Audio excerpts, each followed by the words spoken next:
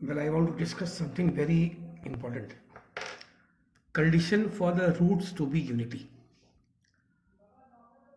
If x is equal to 1, then a into 1 square b into 1 plus c is equal to 0. That is a plus b plus c is equal to 0. This is the condition. Now I'll take examples. X square plus 2x. Now 1 plus 2 is 3. To make it 0, I'll make it this. A is equal to 1, B is equal to plus 2, and C is equal to minus 3. What is A plus B plus C? It is equal to 0. Therefore, its root will be unity. We can check.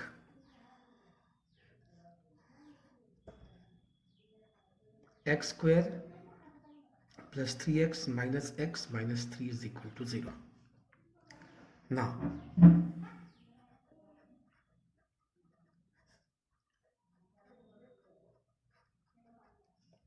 we get x minus 1 into x plus 3. So x is equal to 1 and x is equal to minus 3.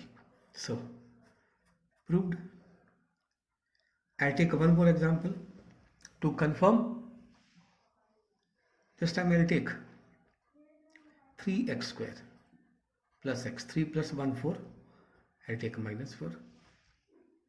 Let me see the root comes 1 or not.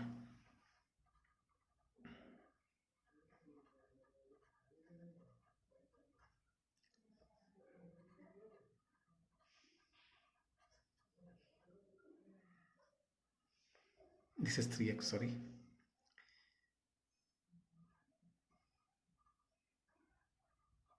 So again I got. So just by looking at the quadratic equation, you can say that the root is unity. 3 plus 1, 4 minus 4, 0. 1 plus 2, and you can write many such equations. You can try yourself. You can take 8x square plus 3x. Now 8 plus 3, 11. Minus 11 is equal to 0. Now check. You can check on your own. One of the root will be 1. Very, very important concept. You can solve many questions through this.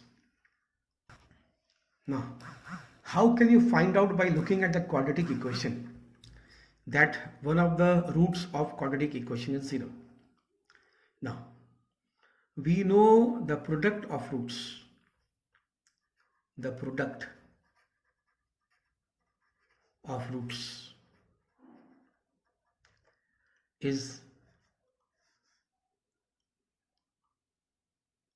C divided by A. C divided by A. Now, if one of the root is 0, if alpha is equal to 0, then alpha beta is 0. Therefore, C by A is equal to 0. Means A should not be equal to 0, but C will be equal to 0. You can check. X square plus 2x, quadratic equation. Here C is 0. If I take x as common, I get x is equal to 0. More equation you can take. 8x square plus 9x is equal to 0. Here A is 8, B, C is 0. Again, if I take x as common, I get 8x plus 9 is equal to 0. X is equal to 0 and x is equal to minus 9 by 8. So 0. Now here you will find both the roots of quadratic equation is 0. Here sum of roots is minus b by a. So 0 plus 0 is 0. Minus b by a is equal to 0. So minus b by a is 0. It means what? B is also equal to 0. and already we have found that c is equal to 0. So 2x square is equal to 0. Here p is 0, c is 0. What I get, both the equation has 0. So if b is 0 and c is 0, then both the roots of the quadratic equation is 0. This is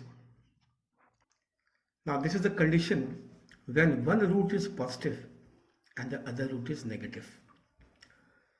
Now product of roots.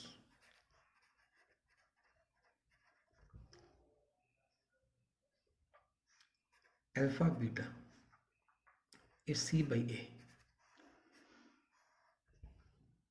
So if alpha is greater than 0 and beta is less than 0, then alpha beta will be less than 0. That is c by a will be less than 0. And when can c by a be less than 0? If I write here plus 3 by minus 1 is minus 3, which is less than 0. 6 by minus 2 is minus 3, less than 0. So C and A should be of opposite sign. For example, I'll take an example: x square minus x minus 6 is equal to 0. Here a is 1, positive, and c is minus 6, negative. So according to the condition, one root will be positive, and other will be negative. Let us see. X square minus 3x plus 2x minus 6 is equal to 0. If I simplify this,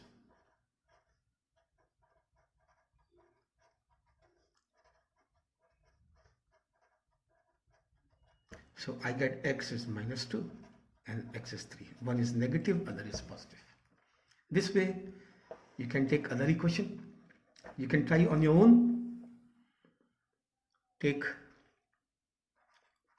2x square plus x minus 3 is equal to 0. You can see you'll get one root positive and other root as negative. So these are very, very important information. So the conclusion is, here 9 plus 81 is 90, 90 minus 90 is 0. So one of the root is 1.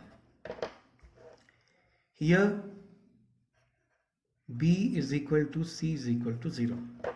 Therefore both roots are 0. Here c is equal to 0. Therefore one root is 0. Here a is 5, positive, c is minus 3, negative. Therefore one root is positive and other is negative. It will help you in multiple choice questions. These are very, very important informations. Okay.